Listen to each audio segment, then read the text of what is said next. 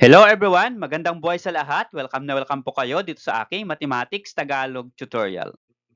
Sa video na ito ay magpipresent ako ng different multiple choice questions as practice review or practice test for this upcoming periodical test. So ang focus po nito ay about polygons at ito po ay part 1 ng aking ginagawang reviewer for Math 7 Matatag. Okay, let's start for number 1 question. Which of the following shape is a non-convex polygon? We have choices A, B, C, and D. Pwede po ninyong i-post yung video na ito at try nyo po munang sagutan and then later on, i-play po ninyo at check po ninyo kung tama yung inyong sagot. Okay, ang hinahanap po ng problem ay non-convex polygon. So ano po yung sagot natin sa apat na polygons?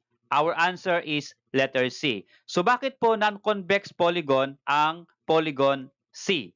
Kasi po itong polygon na ito, itong isang vertex po ng ating polygon ay pumasok inside the polygon. That's why ito po yung non-convex. And the rest, itong A, B, and D, ang tawag po dito ay convex polygon. Number 2 question. Which of the following figures does not belong to the group? We have choices A, B, C, and D.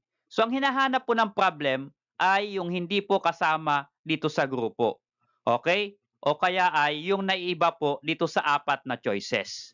So ang naiiba po dito ay ito pong letter B. Bakit po siya naiiba? Kasi ito pong letter B, ang gamit po niya ay curve na shape. Unlike sa A, C, and D, ang gamit po dito ay lines or line segment. So that's why itong A, C, and D, ang tawag po dito ay polygons. Pero ito pong letter B, circle, this is not polygon. Kaya hindi po siya kasama sa group. Not belong to the group. Okay, for number 3 question, how many sides does the hexagon have? We have A, 5 sides, B, 6 sides, C, 7 sides, and D, 8 sides. So ang sagot po natin ay letter B, yan po ay 6 sides. So paano po naging 6 yan? From the word hexa, ang ibig sabihin po nito ay 6. So the answer is letter B, 6 sides. Number 4 question. It is a closed plane figure bounded by line segments that meet only at their endpoints. Letter A, pentagon. Letter B, polygon. Letter C, convex polygon. And letter D, regular polygon. So ang question po na ito po ay definition ng polygon. At yung pentagon, convex polygon, regular polygon, yan po lahat ay kinds of polygon or examples of polygon. Okay, so our answer is letter B, polygon. Number 5 question. What do you call a polygon that is both equilateral and equiangular? A, convex polygon. B, non-convex or concave polygon. C, regular polygon. And letter D, a regular polygon. Okay, so ano po yung sagot natin dito? Ang hinahanap po ng problem is equilateral and equiangular. So pag sinabi natin equilateral, the same measurement of sides, at pag sinabi natin equiangular, the same measurement of angles. So alin po dito ang equiangular and equilateral sa different polygons na ito? So ang sagot po natin dyan ay letter C, regular polygons. Okay? So ito po yung definition ng regular polygons. Equilateral and equiangular. Number 6 question. Which of the following polygon is an irregular polygon? We have A, B, and C. So alin po dito ang irregular? Kanina po ay regular ang pinag-usapan. Pag regular po ay the same measurement of sides at the same measurement of angles. Ang tinahanap naman po ng problem dito ay irregular. Ibig sabihin, iba-iba po ang measurement ng angles at sides. So sa ating letter A, ang ibig sabihin po ng line dito ay the same measurement. So ito pong side na ito, yung tatlong sides na ito, they are equal in measurement. Pero ito pong sides na ito na wala pong guhit, hindi po nila kapareho. Okay? So ito naman pong letter B question, square, alam natin na ang square ay equal in sides, measurement of sides, at equal din yung angles. At yung letter C, ito po ay triangle. Given na po yung measurement ng angles, pare-pareho pong 60 at yung sides pare-pareho pong 5 cm. So, ito pong B at C, ito po yung examples ng regular polygon. At ito pong letter A, yan na po yung hinahanap ng problem na irregular polygon. So, our answer is letter A. Number 7 question. Which of the following polygon or polygons are quadrilateral or quadrilaterals? So kapag mayroon pong ganyan na is or are, pwedeng isa lang ang sagot or pwede naman pong maraming sagot. Kasi is or are.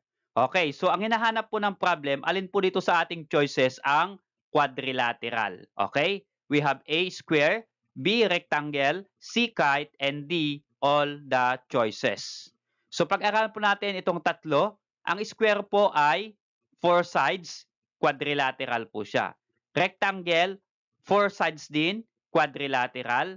At ang kite, 4 sides din. It is still quadrilateral. So ibig sabihin, ito pong A, B, and C, lahat po sila ay quadrilateral. So yung letter D, all the choices. So ibig sabihin, lahat daw ng choices na itong tatlong ito ay quadrilateral. So, that is our answer. Letter D, kasi lahat pong itong A, B, and C ay quadrilateral.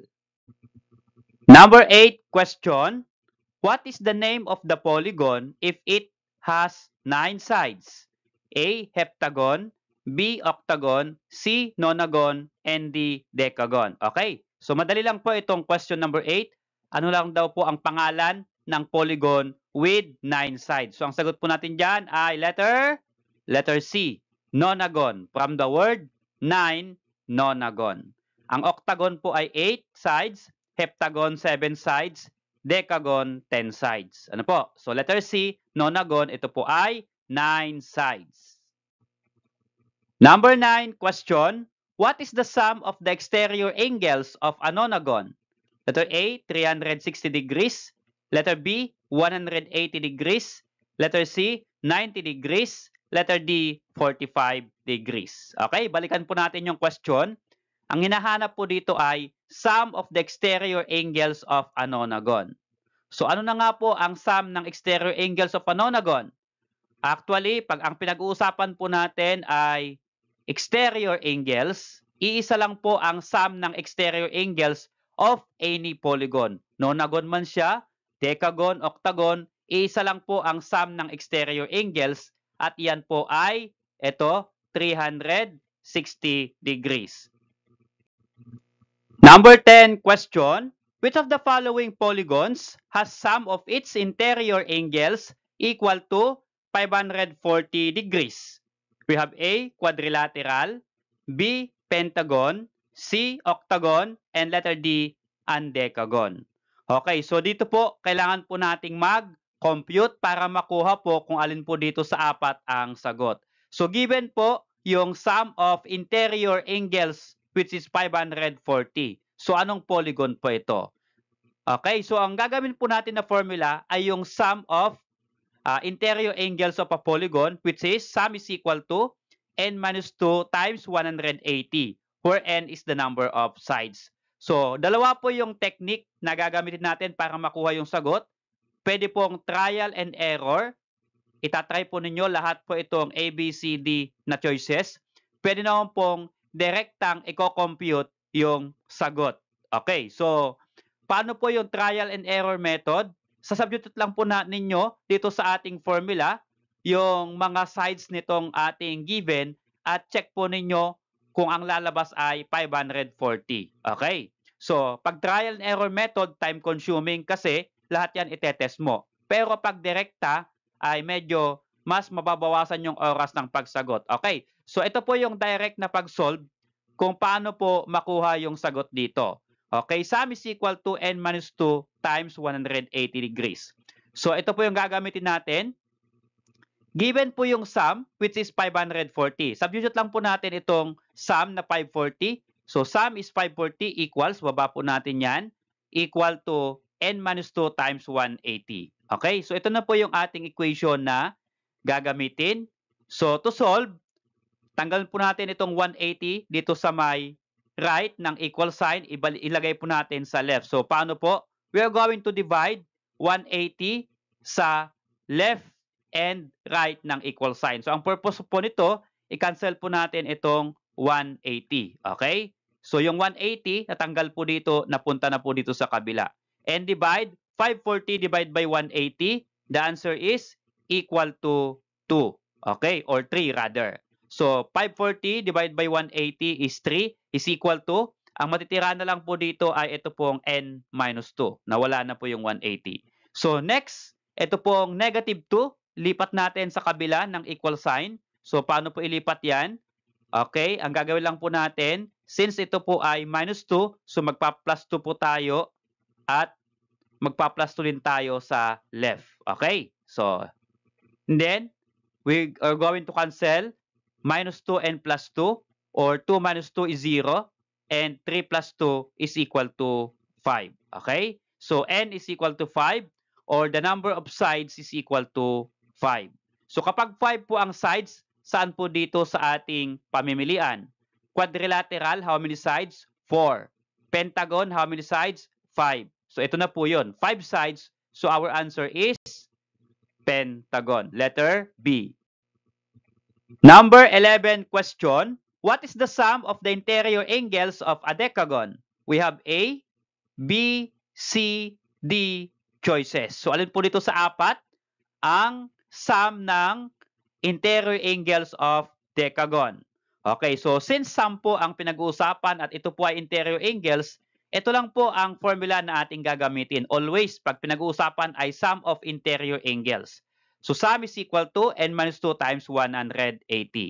Substitute lang po natin yung sides po or number of sides ng decagon. Okay? So ano po ba ang number of sides of decagon? Yan po ay 10. Pag sinabi po natin decagon, 10 sides. Kaya ang n natin gawin nating 10. So 10 minus 2 times 180. Substitute lang po natin dito yung number of sides ng decagon. Okay? Na 10. Then subtract natin 10 minus 2, that is equal to 8. And 8 multiplied by 180 is equal to 1,440 degrees. So meron po ba sa ating choices? Meron po. Ito po ang letter A. Okay, number 12 question. Which of the following polygons wherein the sum of its interior angles is equal to the sum of exterior angles? Okay, so alin daw po dito ang sum ng interior angles ay equal din sa sum ng exterior angles. Okay, we have triangle, quadrilateral, pentagon, heptagon. So, unahin po natin itong exterior angles. Sabi ko po kanina sa first question natin, ang sum of exterior angles of any polygon, always yan po ay 360 degrees. So, 360 degrees, kahit ano pong polygons yan, ang sum ng exterior angles ay 360. So, lahat po itong polygon na ito, ang sum ng exterior angles ay 360. O ngayon, hanapin po natin yung sum of interior angles. Okay? So, paano po natin hahanapin? Gamitin po natin itong ating formula ng sum of interior angles. Okay? So, unahin po natin itong triangle. Ang triangle po, madali lang po ito, di ba po? Okay, ang triangle po ay 180 degrees. Okay? How about quadrilateral? So, ang quadrilateral po ay 4 sides. Okay? Substitute lang po natin yung sides ng quadrilateral na 4 dito sa n natin. So, let's become 4 minus 2 times 180. What is 4 minus 2? That is equal to 2.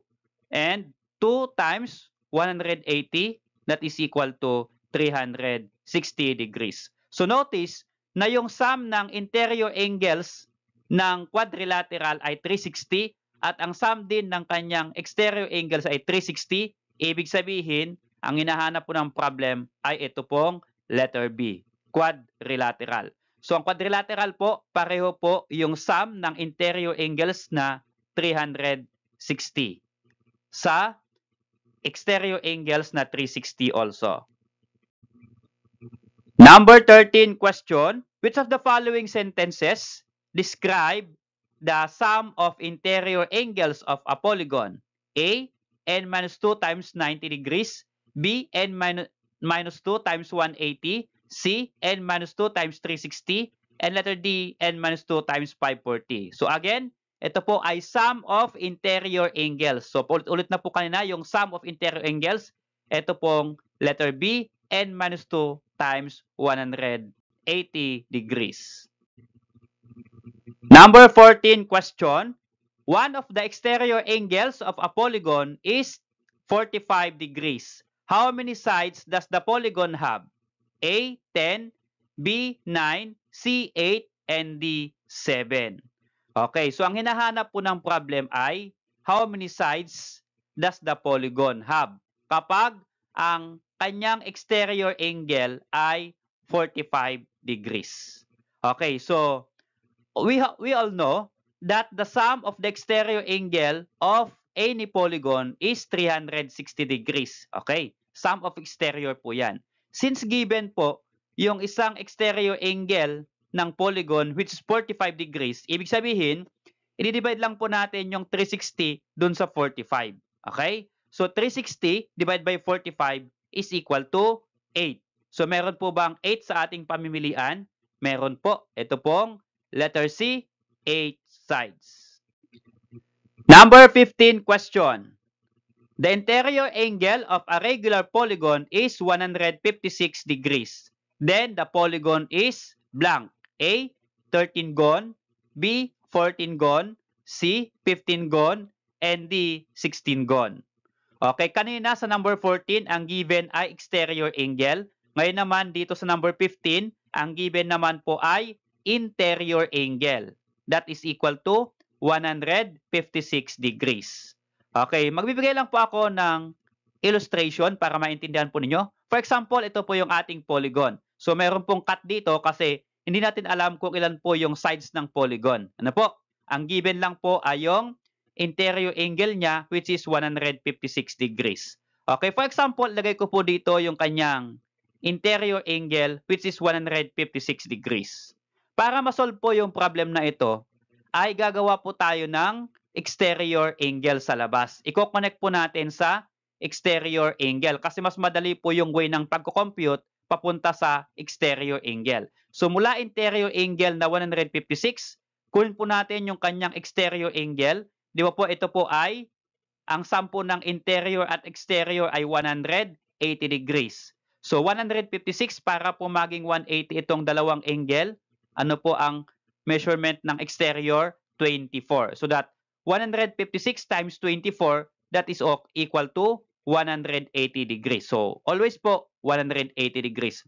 So meron na po tayong exterior. So again, kagaya po kanina, kapag meron kang exterior angle, since ang sum ng exterior angle ay 360, any polygon, i-divide lang po natin yan sa 360. Okay? So 360 divided by 24 na exterior, that is equal to 15. Okay? So we have 15 sides. Alin po dito ang polygon with 15 sides? Ito pong 15 gon. Letter C. Number 15 question. Find the measure of the interior angle of a regular 30 gon. Okay, ang given po dito ay number of sides of a polygon which is 30 kasi 30 gon yung polygon. So 30 sides po yan. So ang hinahanap po dito ay measure of the interior angle. Yung isang interior angle ng polygon. So ito po ay 85, 110, 168, 240. Okay, so paano po kaya i-compute? Ganito lang po yun. Since interior angle po ang given, always ito po yung ating gagamitin. Sabi ko po kanina, sum is equal to n minus 2 times 180. Okay? So, ang una po natin kukunin muna ay sum muna ng interior angles. Since given po yung kanyang sides. So, ang n po dito ay sides. So, calculate mo natin yung sum ng interior angles ng 30 gon. Okay, 13 sides. So, n minus 2. So, 30 minus 2, that is equal to 28. So, 30 minus 2 is 28 times 180. 180. So 28 times 180, that is equal to 5,040 degrees. Okay, so ito po ay sum ng interior angles ng 30 gon.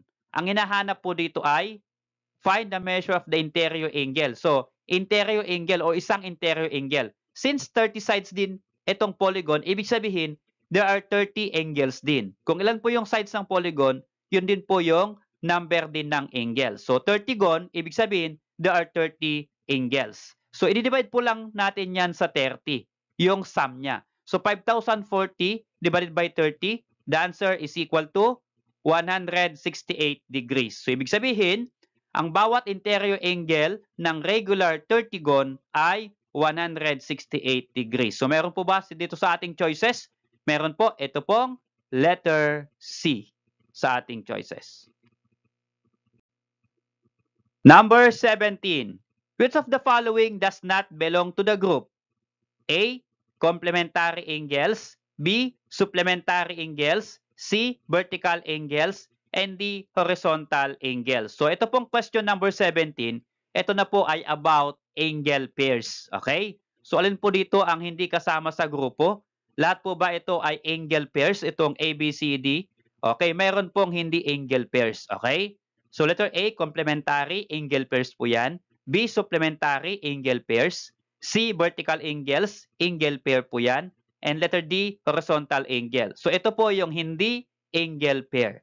So, hindi po siya kasama sa grupo nito. So, the answer is horizontal angles, letter D. Number 18, two angles are supplementary with each other if the sum of their measures is equal to blank. A, 90, B, 100, C, 180, D, 360. Okay? Two angles are supplementary. Ang keyword po natin ay supplementary. So, ano po yung sum pag supplementary? Ito po ay 180. So, pag supplementary, 180. Ito pong 90 ay complementary. Okay? So, ito pong letter B at letter D, pampagulo lang po sa ating choices yan. Number 19 question. Which of the following statements describe linear pair? Letter A, adjacent and supplementary. Letter B, adjacent and complementary. Letter C, complementary and supplementary. And letter D, vertical and supplementary. Okay, alin daw po dito ang nagdi-describe ng linear pair? Okay, ang linear pair po ay dalawa po kasi ang term na pwedeng i-describe sa linear pair. Ito po ay adjacent. Okay, dalawa po yung adjacent natin dito. Adjacent, pwede rin po siyang supplementary. Okay, so our answer is letter A, adjacent and supplementary. Ito po yung nagdi-describe ng linear pair. Number 20 question. Which of the following angle pairs add up to 90 degrees? A, supplementary, B, complementary, C, adjacent, and D, vertical. So, kanina ang given ay supplementary 180. Ngayon naman po, ang given naman po dito ay degree, 90 degrees. So, ano po ang may sum ng 90 degrees? Supplementary or complementary? Ito po ay complementary, letter B. Number 21 question. What angle pairs describe angle AFG and angle CFD?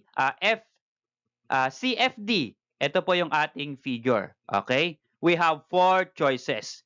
So, para masagutan po natin, ilocate po natin yung dalawang angles para mahanap po natin kung ano pong angle pair. Okay? Unahin po natin itong angle AFG. Asan po yung AFG? So, ito po yung AFG. So, ibig sabihin, itong angle po ang AFG. Lagyan ko po ng mark.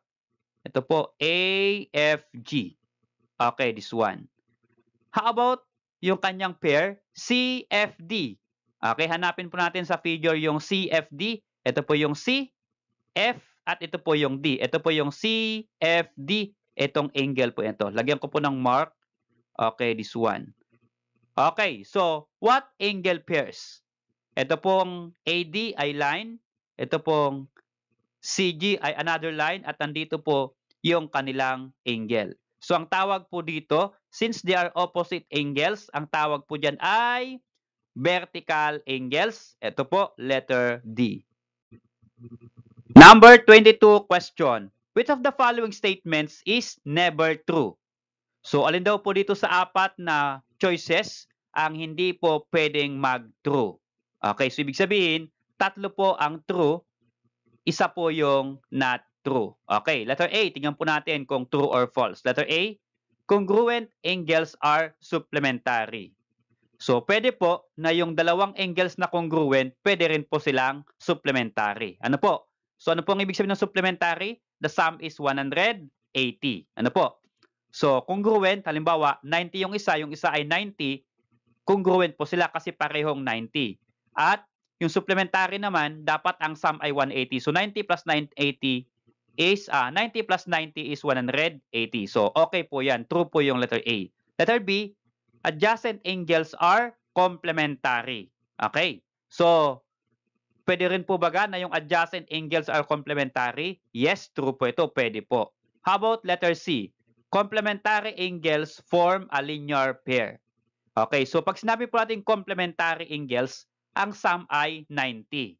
Pag sinabi po natin linear pair, ang sum ay 180. So pare po ba sila ng sum? Hindi. So complementary, 90. So linear pair, 180. So hindi po sila magkapareho. So ibig sabihin, ito pong letter C ay not true. Yan po yung ating sagot.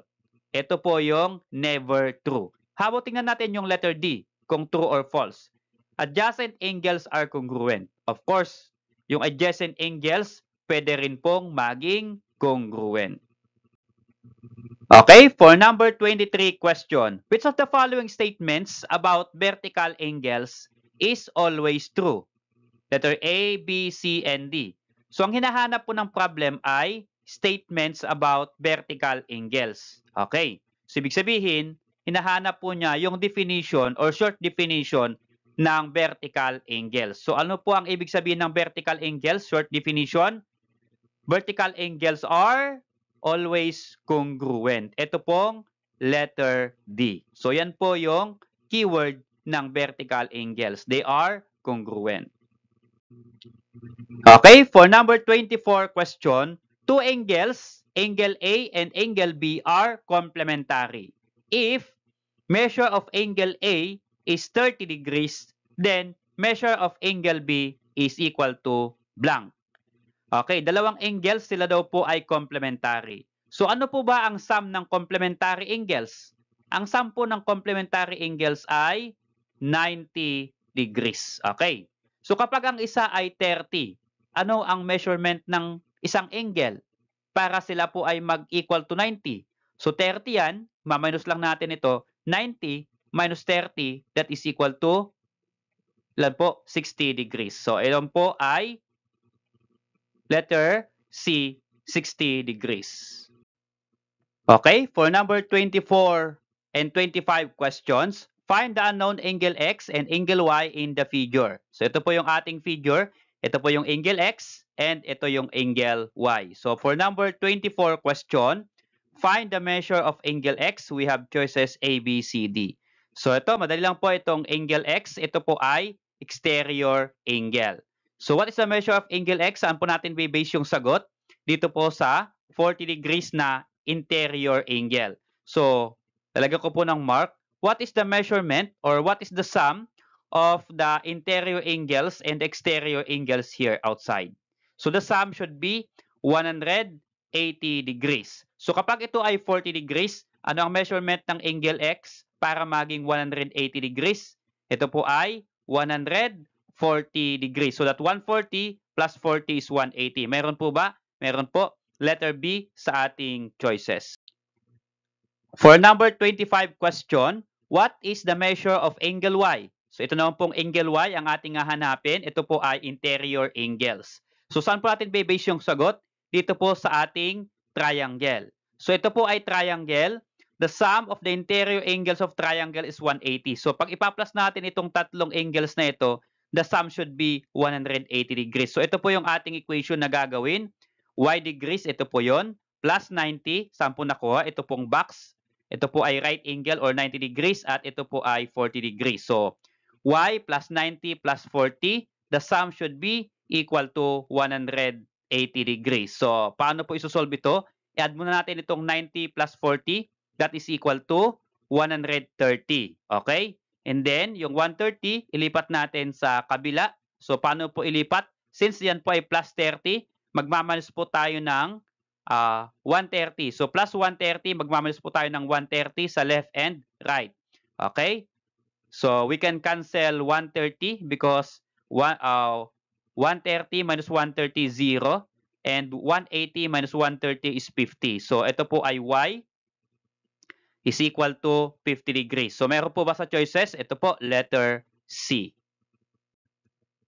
For number 26 and 27 questions, find the unknown angle M and angle N in the figure. So, ito po yung ating figure. Ito po yung angle M and this is angle N. Okay? So, for number 26 question, what is the measure of angle M?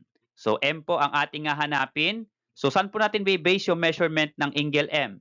Dito po sa ating triangle. Okay? So, ito pong triangle na ito, tatlo po yung kanyang angles. Ito po ay 85, 50, at ito pong angle M. Okay? So, kapag i-add po natin itong tatlong angles na ito, the sum should be 180 also. So, ito po yung ating formula. M degrees, ito po yung M. Then, plus 85 plus 50, ito pong dalawang angles na kasama niya. That should be equal to 180. So, the same process, add mo natin yan. So, M, 85 plus 50 is 135. Okay? Is equal to 180. So, again, since that is plus 135, so magmamalis po tayo ng 135 sa left and right. Okay? So, this will become 135 minus 135 ay 0. So, M na lang yun nandito. At ito po, 180 minus 135, that is equal to 45 degrees. So, M is 45 degrees. Ito po, letter B sa ating choices. For number 27 question, what is the measurement of angle N? So, kanina ang sinolve po natin, angle M is 45 na na-compute natin. So, ano naman po ang measurement ng angle N? So, yung angle N, ito po ay angle ng itong smaller triangle na ito. Okay? So, dito po tayo magbe-base sa smaller triangle. So, ito po ay 45 degrees na. Ito pong box na ito ay right angle, 90 po ito at ito po yung N. So, i-add po natin yung tatlong angles. 9N, ito po, and then 90 plus 45, ito po yung 45 plus 90, ito pong smaller triangle. So again, the sum should be 180 degrees. So i-add natin yung 90 plus 45, that is 135 equal 180. Since plus 135, magmaminus po tayo ng 135 sa left and right. Okay? So this will become 135 minus 135, again, 0 po yun. So N na po dito. And 180 minus 135, that is equal to 45 degrees. So, N is also 45 degrees. Letter B sa ating choices. For number 28 and for number 28 to 30 questions, answer what is being asked about the figure below. Ito po yung ating figure. Okay, so ito po ay polygon at mayroon po siyang isang unknown angle which is x degrees. At ito pong box na ito ay right angle or the measurement is 90 degrees pareho. So ito ay 145, ito ay 120. So for question number 28, what is the measure of angle x? So ano po ang measurement ng angle x? So ano po ba itong ating given? Okay, alamin natin how many sides? We have 1, 2, 3, 4, 5. 5 sides, ito po ay pentagon. So yung pentagon po, the measurement of the angles of a pentagon ay 540 degrees. Okay? So para ma-compute po yung angle x, i-add natin lahat itong 5 angles equal to 540. So x degrees, ito na po yon. I-add po natin itong 4 pang angles na ito. Okay? So 90 plus 90, ito pong dalawa. Box na ito, right angle. 120 and 145, ito pong dalawang angles. So the sum should be 540 degrees. Okay? Kasi ito po ay pentagon. So, add natin lahat itong 4 na angles na ito. 90 plus 90 plus 120 plus 145. The answer is 445. Then, equal natin sa 540. Again, to solve for x, plus 445. So magmamanus po tayo ng 445 sa left and right. Okay? So this become 445 minus 445 ay 0. So x na lang dito. So 540 minus 445, the answer is 95 degrees. So x degrees is equal to 95. Meron po sa ating choices, 50, 65, 95. Okay, ito po, letter C sa ating choices. For number 29 question, the same figure, which is true about this polygon? Okay, alin daw po ang true about this polygon? It is pentagon. Ang pentagon po ay 5 sides. So, 5 sides po ba ito? Yes, pwede. So, ibig sabihin, ito po ay pentagon. Okay, tingnan natin yung other choices. It has 7 sides. Wrong po. 5 sides po ito. So, mali po yung letter B. It is regular. So, ito po ba ay regular? Hindi po. Pag sinabi nating regular, pare-pareho ang measurement ng angles. So, dito po, iba-iba po ang measurement ng angles. So, hindi po siya regular. It is non-convex. Hindi po. Ang tawag po dito ay convex polygon. So, ito lang po ang true about this polygon. It is pentagon. 5 sides. Okay, for number 30 questions, the same figure. What is the sum of the measures of the exterior angles of this polygon? So ito po ay pentagon. Ano daw po ang sum ng exterior angles? So again, dun sa mga unang questions kanina, in any polygon, the sum of exterior angles is always 360 degrees. Kahit anong polygon po. So our answer there is letter B, 360 degrees. Okay, for number 31 question, which of the following angles formed when a side of a polygon is extended outward? Interior, exterior, vertical, complementary. So, ito po ay basic question. Nilagay ko lang po dito sa dulo. Okay, when a side of a polygon is extended outward. For example, yan yung polygon. Extended outward po yung kanyang sides mula dito hanggang doon. Ano daw po yung ma-perform na angle? Ang tawag po dito ay exterior angle. That is letter B. Okay, for number 32 question, the sum of exterior angle and its adjacent interior angle of a polygon is blank. 360, 180, 90, and 45. So ito po yung ating polygon, ito po yung exterior, ito po yung ating interior. So sabi po niya, the sum of exterior angle and its adjacent interior angle of a polygon is blank. So ano daw po yung sum ng exterior at interior angles? So kanina po nabanggit ko na yung sum po ng exterior at interior ay 180 degrees. So yan po ay letter B dito po sa ating choices. Thanks everyone. Please click like and subscribe if you are not done yet.